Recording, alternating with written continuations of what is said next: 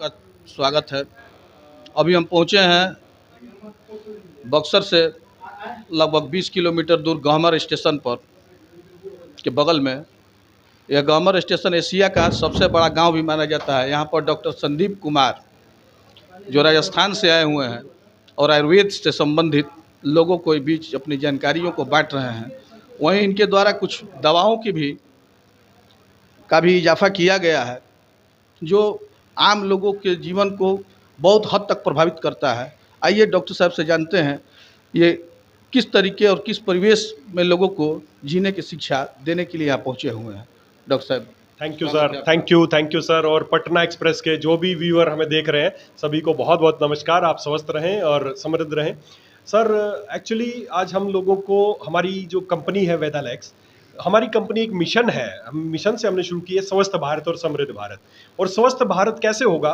क्या बड़े बड़े हॉस्पिटल्स खोलने से भारत स्वस्थ हो सकता है? नहीं हो सकता। आज जितने बड़े बड़े हॉस्पिटल खुल रहे हैं उतनी ही ज़्यादा बीमारियां बढ़ रही हैं। तो बड़े बड़े हॉस्पिटल खोलने से लोग स्वस्थ नहीं होंगे। लोग स्वस्थ तब होंगे जब लोगों को स्वस्थ रहने की जानकारी दी जाएगी कि वो स्वस्थ कैसे रह सकते हैं।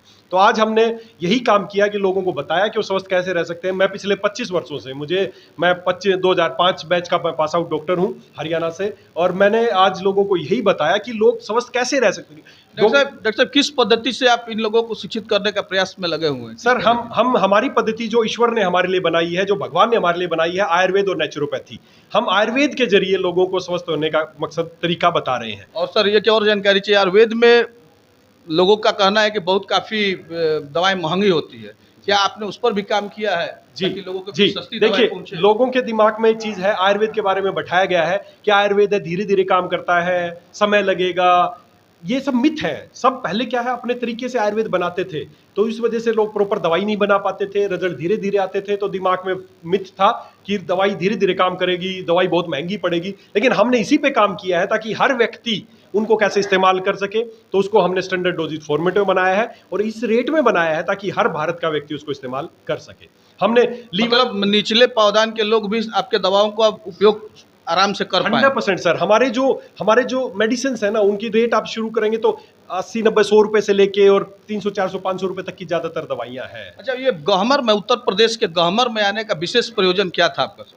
सर यहाँ पर आने का विशेष प्रयोजन यही था कि यहाँ पे कुछ जो चिकित्सक हैं, जैसे डॉक्टर साहब डॉक्टर सदानंद जी हैं, ये जब पहली बार मेरे से मिले फरवरी में, ये जयपुर गए, इन्होंने वहाँ पर फैक्ट्री देखा, तो इन्होंने बताया सर हमारे वहाँ क्षेत्र में भी बीमारियाँ काफ़ी बढ़ रही हैं, हम प्रैक्टिस कर रहे हैं, लेकिन हमें वहाँ के लोगों को जागरूक करना है। तो सदानंद जी और खंडेलवाल साहब, ये दोनों ने, इनके प्रयास से आज यहाँ पर ये मीटिंग संपन्न हो पाया। और मैं तो हर स्टेट में आपका जाना होता होगा ऐसे मीटिंग के लिए? जी सर, मैं भारत का ऐसा कोई स्टेट नहीं है, भारत का ऐसा कोई एयरपोर्ट नहीं होगा जिसपे मैं ना गया हूँगा। बिहार में आप कहाँ पर भी हैं? बिहार में सर मोस्टली जगह पे, चाहे वो पटना हो, चाहे मुजफ्फरनगर हो, मुजफ्फरपुर है, वो यूपी, और उसमें मैं कंफ्यूज, मुजफ्फरपुर है, उसके बाद दरभंगा है, सासाराम है, उसके अलावा कटिहार है, उसके बाद मेरे को हर डिस्ट्रिक्ट में, मोस्टली डिस्ट्रिक्ट में मैं गया हूँ बिहार के। मुझे ज़्यादातर चाहे वो मधुबनी है, चाहे वो आपने जो सर चरक संहिता को लेकर सारे दवाओं का इजाफा किया या चरक संहिता के बारे में बताया,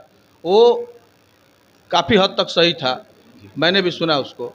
तो आगे इसका विस्तार कहाँ तक आप कर पाइएगा? इसलिए कि सोशल मीडिया प्लेटफॉर्म पे आपका जो है बहुत कुछ नहीं दिख पा रहा है अभी हमें। तो आगे इसमें क्या और भी आप व्यवस्था बनाए हुए हैं ताकि आपके आईटी सेक्टर भी काम करे और दवाओं की पहुंच अंतिम पावदान तक हो? जी जी, बिल्कुल आपने सही बताया। ये अभी एक शुरुआत है और हम यहाँ पर ज़्यादा सोशल मीडिया की बजाय हमारे जो लोग हैं ना, हम लोगों के थ्रू काम करते हैं कि एक व्यक्ति ठीक हो और वो दूसरे को बताए, तीसरे को बताए। मैंने देखा आजकल लोग फॉल्स कमिटमेंट करते हैं, फेसबुक पे कुछ कुछ दिखाते हैं लोगों को। वैसे हम चाहते हैं कि लोगों को वास्तविक रिजल्ट खुद मिले और वो लोगों को बताए। और रही बात एक्सपेंशन की, जैसे आपने पूछा पूरे इंडिया नहीं, अभी मैं 10 दिन अफ्रीका होके आया हूँ। अफ्रीका के कई सारे कंट्रीज में मैं गया, वहाँ लोगों ने मुझे इनवाइट किया था कि यहाँ भी बीमारियाँ हैं तो हम कैसे भारतीय आयुर्वेद को अपना सकते हैं। मैं नेपाल भी गया।